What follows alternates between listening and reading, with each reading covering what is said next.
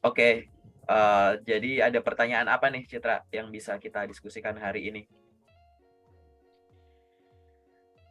Kalau untuk pertanyaan mungkin ini sih Pak, CV aku ya. Aku kan juga baru lulus 1 tahun nih Pak, baru tahun kemarin aku lulus.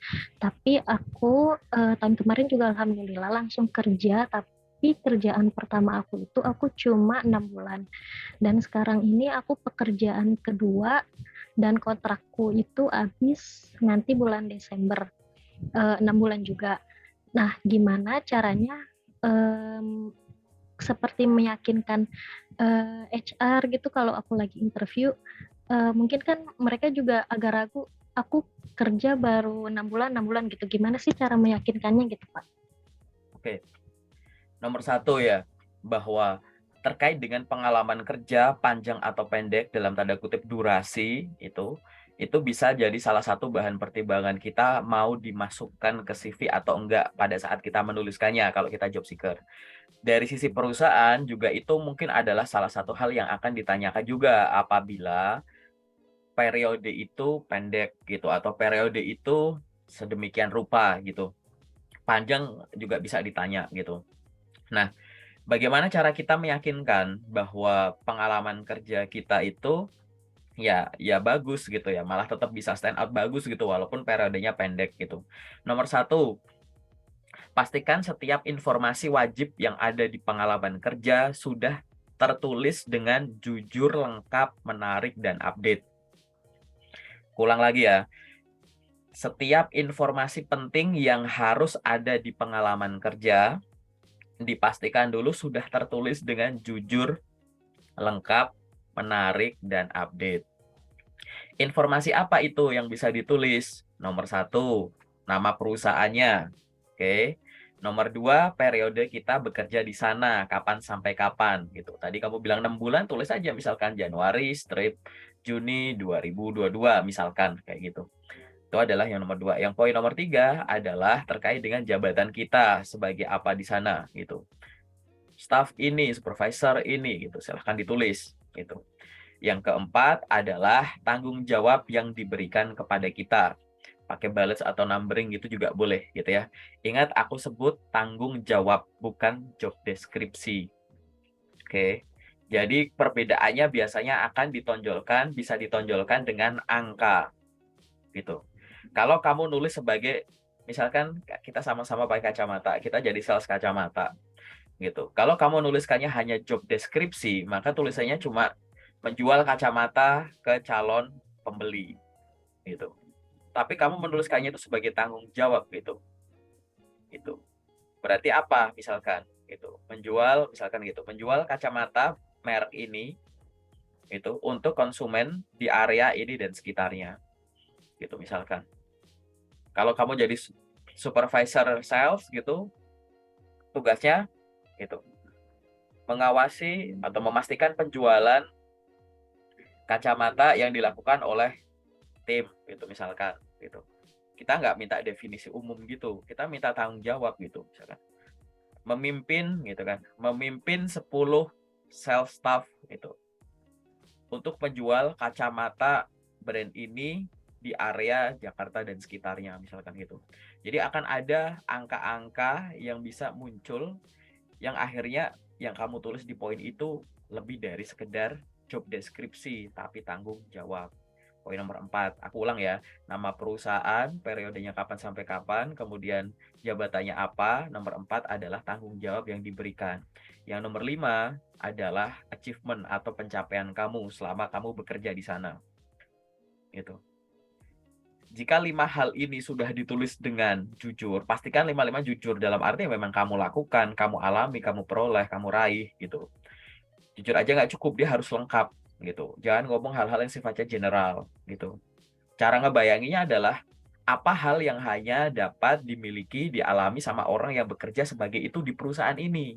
Kalau belum pernah di perusahaan ini nggak pernah ngalamin itu kadang bisa membantu kita untuk membayangkan gitu kan. Terus periodenya kapan gitu, jangan cuma nulis 2022 gitu misalkan. Banyak orang nulis cuma periode tunggal gitu, 2022 gitu. Kita nggak tahu artinya tuh setahun, sebulan, seminggu, sejam gitu, ya kan? Itu. Jadi harus lengkap. Kemudian yang poin nomor 4 tadi adalah tanggung jawab. Tanggung jawab ini di breakdown plus ada yang nomor 5 tadi ada achievement, itu gunanya tuh seolah-olah kamu ingin berkata kepada kita, menjelaskan kepada kita perusahaan misalkan bahwa memang saya bekerja di sana periodenya hanya segini. Tapi selama bekerja selama ini, saya sudah diberikan tanggung jawab segini banyak dengan prestasinya ini gitu. Gitu. Kalau itu kamu bisa menyampaikan itu kepada kita gitu, maka pertanyaan terkait dengan periode pendek itu bukan pertanyaan yang akan ditekan. Tapi kalau misalkan nulis pengalaman kerja hanya sekedar pernah dalam tanda kutip tuh kebanyakan misalkan cuma nama perusahaan, periodenya kapan sampai kapan, terus jabatannya apa, nggak ada breakdown tanggung jawab maupun pencapaian gitu kan. Kan seolah-olah cuma nulis pernah. Nanti akhirnya kalau nggak ada informasi lain yang bisa kita fokuskan ke sana, perhatian kita akan melihat ke arah periode atau timestamp gitu. Ini kenapa kok pendek dan lain-lain gitu. Sebenarnya itu dulu ya. Jadi coba ya, kita tuh sebenarnya lebih ke menyampaikan apa yang ada pada diri kita dari media tertulis ini dulu kan ya gitu. Jadi terserah kita kan mau meminta orang itu fokusnya pada apa. Aku punya secangkir kopi.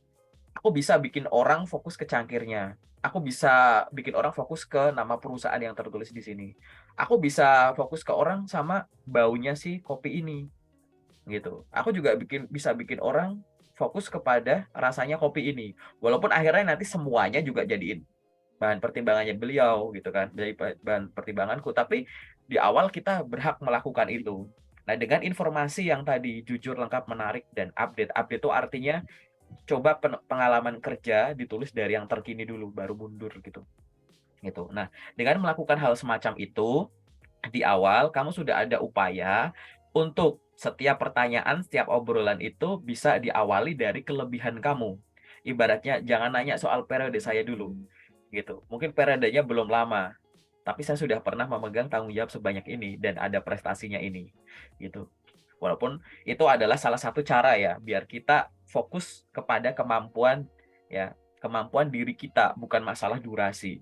Memang kalau secara konvensional definisi umum dari dulu tuh memang orang akan menganggap bahwa pengalaman yang panjang akan menghasilkan durasi bekerja yang panjang akan menghasilkan pengalaman yang banyak. Tapi hal tersebut di zaman-zaman sekarang gitu, itu sudah dibantah dengan perkembangan zaman gitu.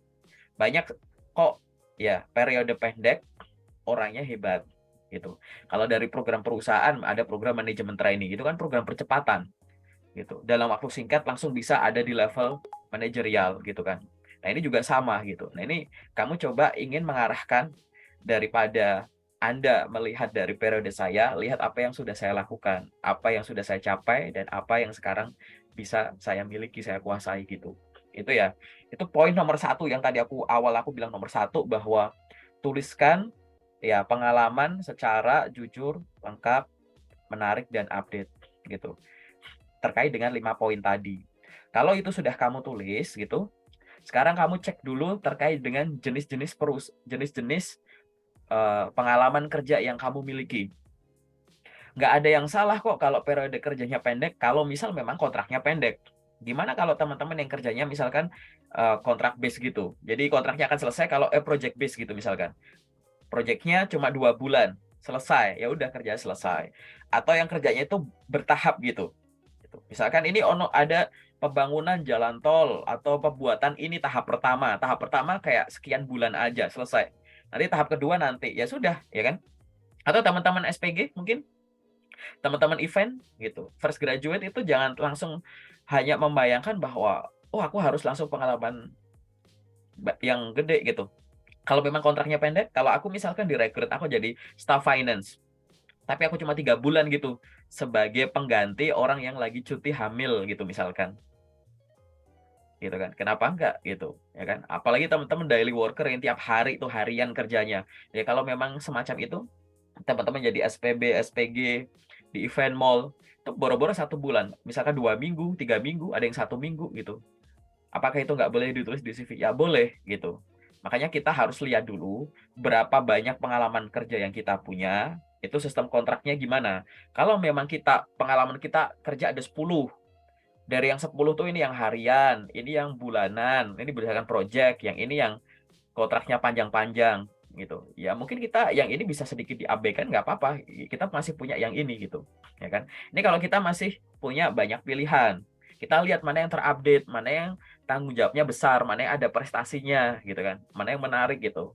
Kita bisa milih. Tapi kalau aku sebagai seorang fresh grade gitu, ya kan, nggak ada pilihan banyak gitu, pengalaman kerja masih terbatas. Masa itu dihilangin?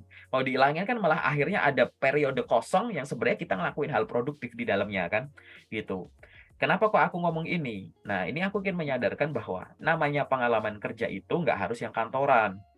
Nggak harus yang kantoran itu apa? Ya nggak harus yang jadi pegawai tetap, pegawai kontrak gitu kan. Tadi ya berdasarkan project itu juga bisa. Freelance bisa, part-time bisa, internship gitu, mau paid atau unpaid internship bisa. Entrepreneurship, kamu punya usaha sendiri bisa. Jadi asisten dosen bisa. Daily worker tadi bisa gitu. Jadi itu semua silahkan dimasukkan. Aku nggak tahu masing-masing orang ke depannya kan pengalaman kerjanya ada banyak. Ini merupakan strategi balik lagi dari cangkir kopi ini kamu mau menonjolkan apanya gitu. Nah, dengan mempertimbangkan hal tadi gitu, akhirnya kamu tahu bahwa oh dari pengalaman kerja karena kita bahas yang kerja yang aku punya, aku akan menuliskan yang ini dengan cara demikian gitu. Nanti kalau sudah menghadapi interview sampaikan saja. Misalkan pertanyaannya gitu. Kamu ini udah ada pengalaman kerja 1, tapi kok di situ kok cuma 6 bulan gitu. Kenapa? Ya, sampaikan saja tidak apa-apa gitu. Jawab dengan jujur di awal terkait dengan alasan kontraknya, kemudian diikuti dengan besarnya tanggung jawab dan prestasi yang ada gitu. Terima kasih Bu. Gitu. Saya bekerja di sana selama 3 bulan karena pada saat itu saya menjadi staf pengganti gitu, menjadi pengganti dari salah satu staf yang sedang cuti melahirkan. Selama 3 bulan di sana, saya diberikan tanggung jawab untuk melakukan ini, dan mensupport bagian ini. Selama 3 bulan tersebut, saya diberikan kesempatan untuk ini, dan saya bisa ini. Nggak apa-apa, kayak gitu. Ya kan? Jadi, kamu menunjukkan bahwa alasannya memang kenapa. Ini sama kayak kamu misalkan alasan, mirip-mirip lah, alasan kamu resign apa dari suatu perusahaan. Kamu sampaikan gitu. Gitu. Saya memutuskan berarti dari perusahaan ini atau misalkan gitu. Nggak apa-apa. Bahkan kalau untuk alasan yang dalam tanda kutip pahit ya gitu. Gitu. Misalkan kamu sampaikan saja gitu. Manajemen mengambil keputusan guna kelancaran bisnis di tengah kondisi yang tidak pasti semacam ini untuk melakukan pemutusan hubungan kerja dari sekian banyak karyawan. Salah satunya adalah saya. Selama di sana, saya sudah menjadi pegawai tetap selama 2 tahun. Selama 2 tahun, saya sudah memberikan kontribusi ini dengan pencapaian ini. Gitu nggak apa-apa. Gitu. Bahwa menjawab tetap harus jujur sebagaimana mestinya, sampaikan dengan elegan, namun jangan berhenti di situ. Sampaikan juga secara singkat terkait dengan tanggung jawab yang sudah diberikan dan prestasi yang sudah kamu capai. Gitu. Oke. Dan yang terakhir, jangan lupa untuk menjawab semua pertanyaan ini dengan tersenyum gitu. Oke, gitu. Harus gitu. Akhirnya nanti fokus dari pertanyaan itu akan ya kan beda lah hasilnya, you will see gitu. Nanti kamu akan lihat sendiri gitu. Nanti di sesi detail aja atau mungkin di sesi selanjutnya kalau misalkan kita mau bahas terkait dengan interview gitu ya. Tapi secara umum gitu dulu ya gitu. Balik lagi, aku ulang lagi, kita tahu barang kita apa, terserah kamu mau nonjolin mananya. Mau nonjolin harganya, wujudnya, kameranya, fitur-fiturnya, isi pulsanya, sinyalnya, terserah. Kamu berhak melakukan itu di awal gitu. Oke, karena memang namanya pengalaman kerja, jenis kontraknya banyak, memang periodenya juga beda-beda, dan dilatih untuk itu diucapkan. Karena interview itu nggak bisa hanya belajar dengan cara membaca, nonton konten, baca artikel, baca buku. Tapi kamu harus meningkatkan jam terbang untuk berbicara gitu. Oke ya, secara general gitu dulu ya. Biar kegambar, aku ngomongnya agak banyak, biar nanti kalau ini diupload kamu bisa tonton ulang. Oke, ada pertanyaan apa lagi, Citra, yang bisa kita diskusikan? Tadi kan di pengalaman juga kayak kita menjelaskan informasi yang jelas, jujur gitu ya Pak. Tanggung jawab, achievement. Misal nih Pak, aku kan di 2 pekerjaan ini pengalaman aku di bidang sales. Terus aku misal mau lompat nih Pak ke bidang admin gitu. Gimana sih caranya menyambungkan antara pengalaman aku dengan posisi yang lagi aku pengen ini sekarang, biar bisa ngeyakinin HR kalau dengan pengalaman aku yang berbeda, aku juga tetap bisa di posisi yang mau aku lamar nih gitu.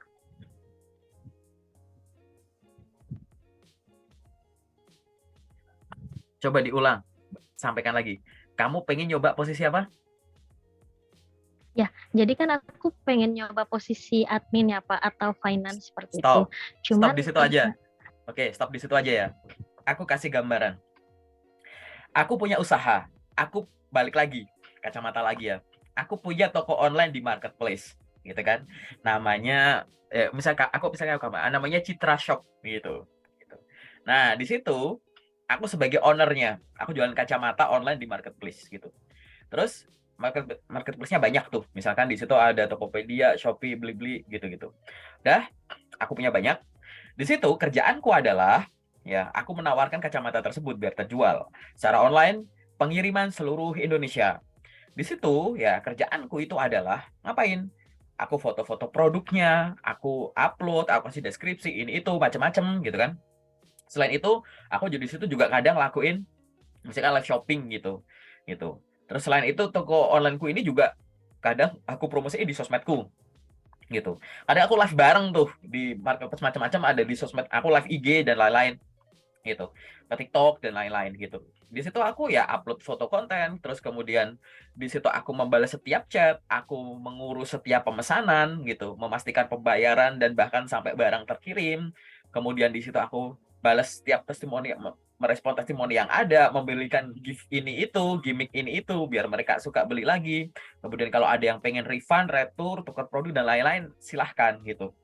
Dari pengalamanku ya menjadi seorang gitu ya seller gitu atau punya bisnis di di marketplace, aku punya skill apa? Tadi aku ngefotoin produkku, aku upload, aku promoin ini itu. Kamu punya skill marketing. Kemudian kamu ngajak orang, iya kak ini bagus kak, oke ini harganya segini aja, kalau di luar segini, bla bla bla, sampai orang beli. Kamu punya skill sales gitu. Kemudian kamu di situ ada orang yang ibaratnya kok ada keterlambatan, ada ini, marah gini gitu, terus akhirnya kamu di situ bisa menyampaikan secara elegan, akhirnya beliau mengerti dan akhirnya beliau tetap menjadi pelanggan setia kita gitu. Di situ kamu punya skill customer service gitu, skill after sales gitu handling komplain gitu. Kemudian kamu di situ juga ya membuat konten-konten menarik sehingga dalam waktu singkat jumlah followermu banyak gitu kan. Entah di sosmed atau yang di tokomu yang biasa mungkin jadi star seller yang sangat terkenal, ratingnya bagus gitu ya. Gitu. Di situ kamu jadi admin sosmed gitu. Nah, ini artinya apa? Kamu yang menjadi seorang business owner gitu sebagai seorang sales gitu, sales online di marketplace-mu sendiri dengan satu role ya kamu akan sadar dua hal minimum. Apa? Satu, setiap pengalaman kerja pasti akan menghasilkan skill. Yang nomor dua, setiap pengalaman kerja pasti menghasilkan lebih dari satu skill.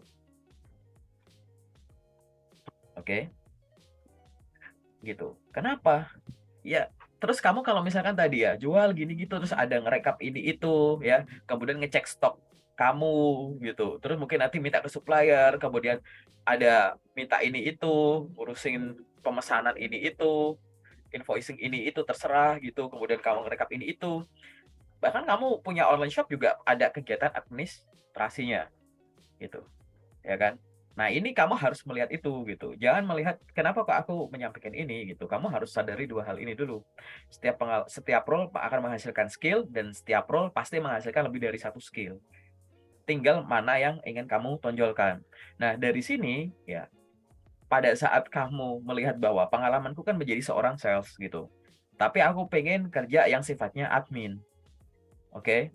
Nah, kamu harus sadari dulu fungsimu sebagai sales pasti di dalamnya ada kegiatan administrasi gitu.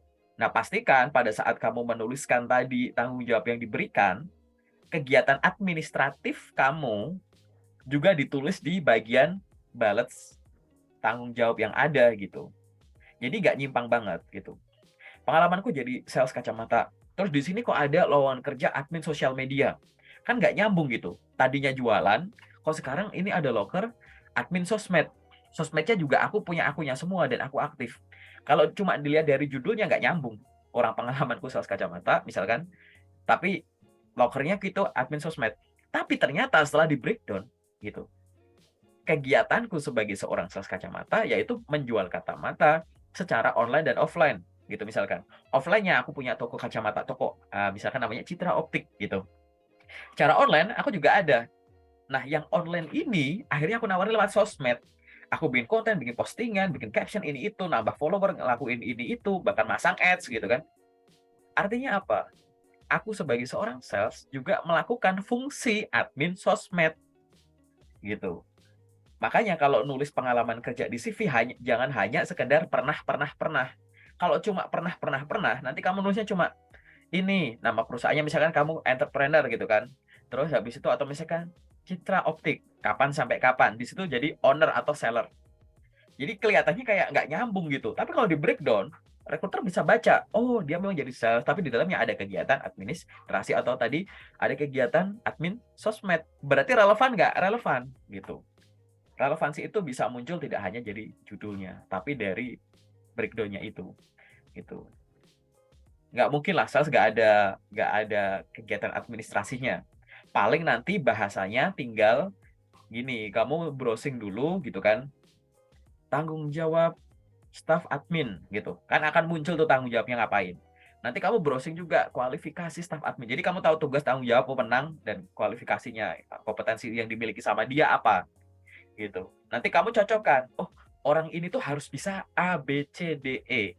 Kan itu kan mengandung kata kunci. Kata kunci itu pastikan muncul pada saat kamu menuliskan deskripsi pekerjaanmu yang kemarin gitu. Oh, harus familiar dengan Microsoft Office untuk gini gitu. Melakukan rekap informasi ini dan gini. Di sini juga sama, rekap. Bedanya kalau di sini rekap omset, di sini rekap stok barang, di sini nanti rekap ini. Ya sama gitu. Softwarenya sama gitu. Nah, ini tetap relevan akhirnya gitu. Jadi nggak masalah. Oke. Relevansi tidak hanya bisa dibangun hanya dari judulnya saja. Itulah kenapa nulis harus dituliskan tanggung jawab. Bahkan ada orang yang ke aku di kontrak kerjaanku sebagai ini. Tapi aku tuh kadang disuruh support tim ini. Ya sudah, nanti di tanggung jawab yang ada, tanggung jawab yang sesuai kontrak kamu tulis di bawah, nanti ada deskripsi lagi, support tim atau bagian finance untuk melakukan ini, support bagian logistik untuk melakukan ini gitu. Ya nggak apa-apa gitu. Akhirnya relevan nggak? Relevan. Nah, relevansi tadi bisa ditulis di tadi ya, breakdown dari tanggung jawab pada pengalaman kerja. Yang nomor 2, bisa ditulis di bagian skill. Oke, skill itu harus relevan dengan breakdown tanggung jawab yang kamu tulis. Gitu. Aku punya pengalaman kerja tadi jadi sales staff di suatu perusahaan, untuk tanggung jawabku adalah menjual produk ini di area ini menggunakan sosial media ini. Skillku berarti online sales, apalagi sales dan marketing, apalagi di situ selling gitu, berhubungan gitu antara pengalaman. Jadi kamu nulis bagian section skill di bagian CV itu dihubungkan dengan pengalamannya. Dari pengalaman kerja ini menghasilkan skill apa, tulis di skill. Dari pengalaman magang menghasilkan skill apa, tulis di skill. Nah, banyak orang yang aku review, khususnya di 2022 ini, masih ditemukan bagian deskripsi sama skill nggak nyambung. Contoh, kuliah teknik elektro, magang di PLN. Kerjaannya gitu. Hubungannya sama listrik itulah, pokoknya aku nggak tahu banyak istilahnya. Kemudian skillnya itu Microsoft Word, PowerPoint, Canva gitu. Terus aku mikir gitu, kamu sekolah tinggi-tinggi di elektro susah, kamu cuma bisa Microsoft Office. Itu sorry nih, anak SMA juga bisa, paham nggak? Gitu. Terus yang kamu peroleh dari mata kuliahmu yang susah-susah itu apa? Masa nggak ada skill, nggak ada ini, nggak ada apa? Itu. Apakah dalam kondisi real dia nggak punya kemampuan? Bukan. Cuma nggak tertulis aja di skill. Nah, itu loh, jangan sampai yang kamu punya, yang kamu miliki, yang kamu alami tidak tertulis di skill. Tidak tertulis di CV. Kenapa kok jangan sampai yang kita miliki tidak tertulis di CV? Karena suka nggak suka, mau nggak mau, kamu akan dinilai dari apa yang tertulis dulu. Kan kalau ngelamar kerja kan bukan kamu langsung datang kecuali walk in atau yang job fair, kadang suka ada langsung interview gitu kan. Kan kalau kamu ngirim lamaran pakai job portal lewat ini itu email gitu, kan dokumennya nih yang datang bukan orangnya gitu kan. Berarti kan mau nggak mau kan kamu akan dinilai dari apa yang tertulis gitu kan. Terlebih kalau beliaunya perusahaannya menggunakan applicant tracking system ATS, itu yang nilai sistem dulu baru Mesin. manusia. Iya, lah kalau nggak tertulis gitu. Orang manusia aja nggak mungkin nilai, oh ini Citra, oke, kok pengalamannya cuma gini. Tapi kalau dia dari mukanya kayaknya dia punya pengalaman banyak deh. Kayaknya dia wajah-wajah orang pinter deh. Masa kan nggak mungkin kita gitu, ya kan? Gitu. Mesin apalagi nggak ada perasaannya. Dia mainnya udah di situ dikasih logika apa ya udah. Nah itu loh maksudku, paham ya? Gitu. Nah dari ini semua Pak. akhirnya tadi jujur, lengkap, menarik, update itu akan menjadi krusial gitu. Oke ya, Oke, Pak. gitu. Ada lagi ya yang sifatnya general? Kalau yang general itu aja sih Pak, paling baru itu sih. Belum belum kepikiran pertanyaan lain gitu Pak. Oke, kalau belum kepikiran pertanyaan lain nggak apa-apa gitu. Nanti setelah ini kita masuk ke sesi detail, aku kasih gambaran gitu ya harus gimana gitu. Oke ya.